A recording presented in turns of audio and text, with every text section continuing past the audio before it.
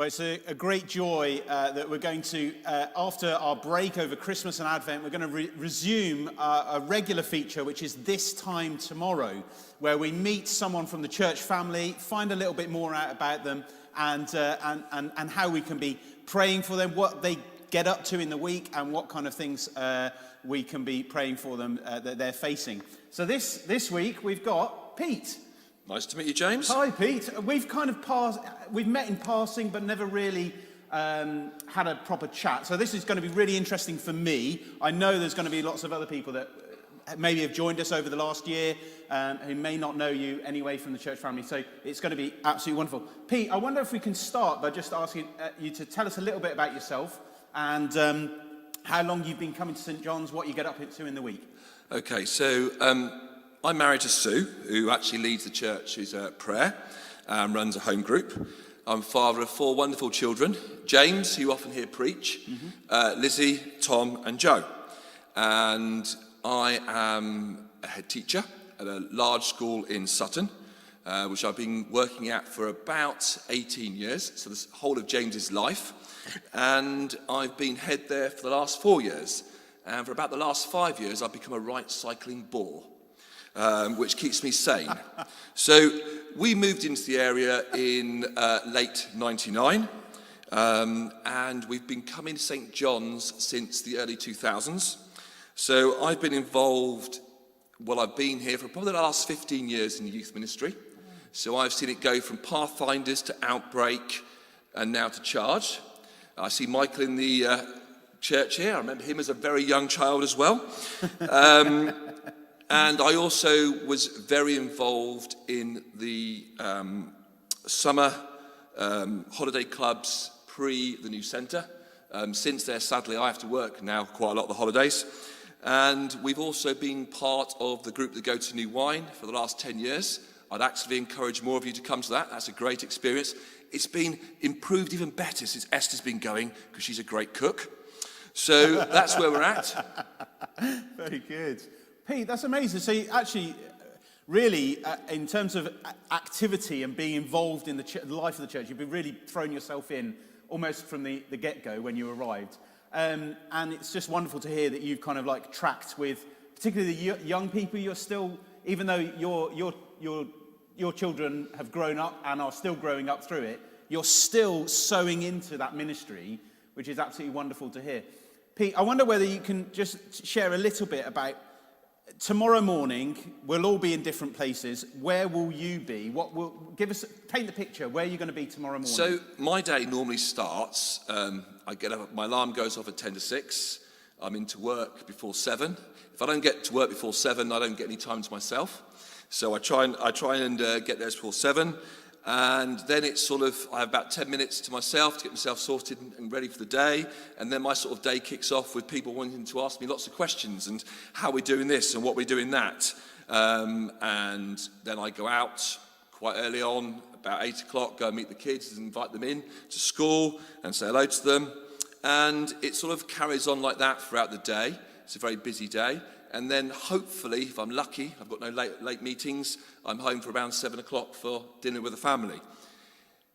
Some people think that during lockdown, teachers don't go in. I've not had a day off throughout the whole lockdown. And actually, for lockdown, I've probably worked longer hours and more days because I think people forget that we have time off. We should have time off in the evenings and at weekends, and it's constant emails, constant contact. So it's been an interesting time, but staff are working very hard. Pete, it's really good to hear you actually affirm not only your colleagues and staff, but also the need for rest, which you have been lacking over the last, as many have, but particularly we really want to honour you and your colleagues and other teachers and those who are involved in the education of our children and young people and young adults, because it's been pretty horrendous. I'd also add in parents. Yes, because without the wonderful parents that every school has, who are now helping to educate their kids, we'd all be in a bigger mess. Yeah. And we've got to take that into consideration that everyone is working exceptionally hard to make this very difficult situation work. You know, teachers are learning new skills, and working probably harder than they've ever had to work. You know, I know some of you are working computers all day, but, you know, as a colleague said to me the other day after a parents' evening, she'd been at a computer now for 9-10 hours non-stop for a whole day, and she wasn't more tired than normal, but it was just a different tired, and it really is exhausting for them. Yeah. We will be praying for you and for colleagues later. Our hearts go out to you. And I say that as the husband of a WAS teacher, and know how hard you all work. So thank you. And thank you to you, parents. So with that all said, we know it's been tough, and we know it is still has its challenges, and it is tough. What do you actually enjoy about it there? What can you be said that can be celebrated? Well, I've got a wonderful staff, wonderful students and parents. To give you an idea, we have over 2,000 students, over 200 staff. And what I like about my job is that, the days are never the same. Every day is different, every day is interesting, and I get to interact with lots of different people and have an effect on their lives. It's lovely to have conversations with young people on a daily basis, support them and watch them as they grow. For a buy, I mean, a kid stopped me the other day in the street, an adult now, who I remember him, and I'd actually taught him on the first day when I started the school. And he came and thanked me. And I said, do you remember me? And I said, I think I just about remember. I think it's John. And John goes to me, I just want to thank you. For what for? Because you made a difference, because you changed what we did. I allowed him to do lots of work experience because that's what he needed for him. And he said, I've now got a house, I've now got a young family. Wow.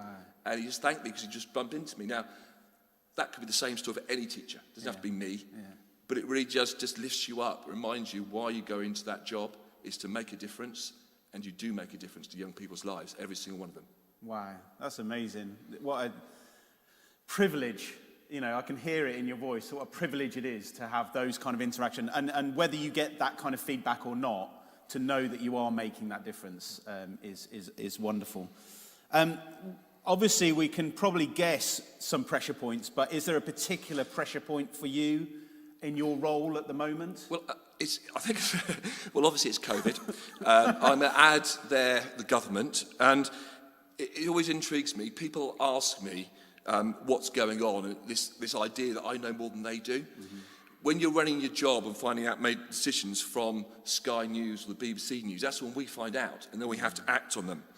So, to give you an idea, the Christmas holidays was spent tracking and tracing kids, making plans for the new year, and then from sort of just before New Year, it was changing all those plans again and making new plans. And you're also dealing with 200 odd staff who are rightly concerned and answering all their individual concerns and talking to them. So the holidays were sort of just disappeared. Yeah. And that's where I'm grateful that I've got God, mm-hmm. I've got my family, mm-hmm. and I say especially there my wife, who is incredibly supportive of me and allows me really to do the job I do, because without her, I couldn't. She looks after the family. You know, we're then thrown into this mass testing with no idea what we're doing, no training, no extra resources, no guidance, and eventually it comes out and we have to put it into action the next day. Yeah. Well, that's what the government wants. So we do that. So really, the pressure point is that, and then it's also parents being very demanding and not realising that actually we've only just found out, we're acting on it as quick as we can. So what I say about the pressure point is that just support your local school. Support your local schools. Whatever they're doing the best they can do for your kids. And just do that, and that's the pressure point. It's right to have high expectations, and the schools will carry on improving and progressing what they do. I know from my school, we've improved exponentially what we did last year. Yeah. And I look at what my kids get from their local school. What they're getting now, their diet of education, is miles better than they had before, and it really is good stuff. Yeah. But it's just about, that's the pressure points. It's really, if I'm being honest, not being in control of what I do, because I have to follow other people's leads, and I don't get told early enough for me actually to plan it properly. Yeah. It's amazing how the skill of reactive leadership has probably grown, or the necessity for reactive leadership, more so than it probably was, because you could probably predict week in, week out, or day in, day out, pretty much before the pandemic. But now it's kind of, actually, I'm going to have to react on this, at this point, to this news. And it's, well, that's amazing. And whether that's on a Sunday morning, it's not me, I'm no different to anyone else, but I think there was a Sunday before Christmas that I made the mistake of turning on my emails at 8 a.m. and then I put them down at 6 p.m. and I actually missed church. And I think that's the first time I've ever missed church for work in my memory. Yeah, okay. It's just, I didn't have a moment. Yeah. And Sue's serving me breakfast while I'm at my computer. Yeah, okay. Yeah, we will, that's a good thing to pray for you about in a bit. What do you perceive, or what, if you can distill it, what do you believe that God's purpose might be for you in that place at this moment? For such a time as this, what's God's purpose for you, Pete? Well, I hope that through my actions and my words that I show God is central to who I am and how I act. It's looking after people, it's supporting people, it's showing the love of God. And that's important. And it's also encouraging those in my school to know God. I mean, over the years, I've sorted out the local churches to come into lessons, to assemblies, to run church groups. And that's all happening. I used to buy a T-shirt every year from New Wine that had a God phrase on it. And I think you criticised that the other week, James. Yeah, I did, yeah. I used to wear it. Full circle. Yes. I came full circle. I used to wear it deliberately on the first inset day so that every member of staff knew what I stood for. Yeah. And that was important. And over the years, I've had so many positive emails from staff saying it's so lovely to know that there is a Christian leading the school, someone we can talk to. And where I've been challenged to pray for people, and we've had prayer groups of staff as well. And it's just important making sure that God is in our lives every day. Amazing. And of course, the pressures of the day, I can imagine. I know for myself, even as a minister, God often gets squeezed. Yeah. And squeezed out usually. But thank you for that reminder. It's really great. Pete, there's obviously a lot in there that we can be thinking about. But as a last question, how can we specifically intentionally be praying for you at this time? Well, I'm going to ask you actually to pray for all the students working at home, every single young person, all the parents supporting them, because there's a realisation that parents doing an amazing job, not only supporting their own children, but also having their own lives and their own jobs. I know that from home. Also supporting every member of school staff who are working so hard to ensure that students learn the best they can and make progress.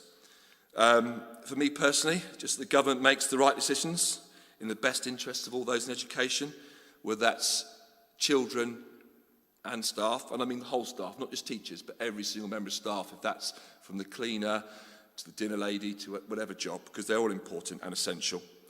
And most importantly, that we get clear guidance and time enough to plan for it. I would, if I'm being absolutely honest with you, I'd say the last 12 months have probably been the hardest 12 months of my professional life. And the only way I get through that is that I'm blessed with an amazing wife, Sue, who, as I said, supports me and my family. God, who I know is always by my side. And it doesn't matter how bad the day gets, I can just stop and pray and give myself time. And also, I'm going to admit that it's cycling. It gets me out of it. And again, Sue may have not seen me all week, but she still insists I go out on my bike because she knows that without that, sometimes I just don't function as well as I am, and I'm a miserable git. But as I say, I think it's the partners as well of every person who's working hard. I don't think it should just be teachers or other front line. I think it should be every single person who's on the front line, whether that's working in a supermarket, the police, NHS workers, every single one of them I take my hat off for, and their families. And I think we forget that sometimes. It's their families that allow them to do their job. Yeah. Pete, thank you so much for sharing a little bit more of it. It's not the complete Pete, but we get a bigger picture of who you are and the challenges you're facing, and also for standing in proxy on behalf of those other people that we're now going to be praying for. Michael's going to lead us in prayers. We'll be praying into those situations, into those people, and into those lives that you've highlighted. But thank you so much, Pete. I'll give you a round of applause on behalf of everyone. There you go. Thank you so much. Thank you. Michael, why don't you come and lead us in prayer? Thank you.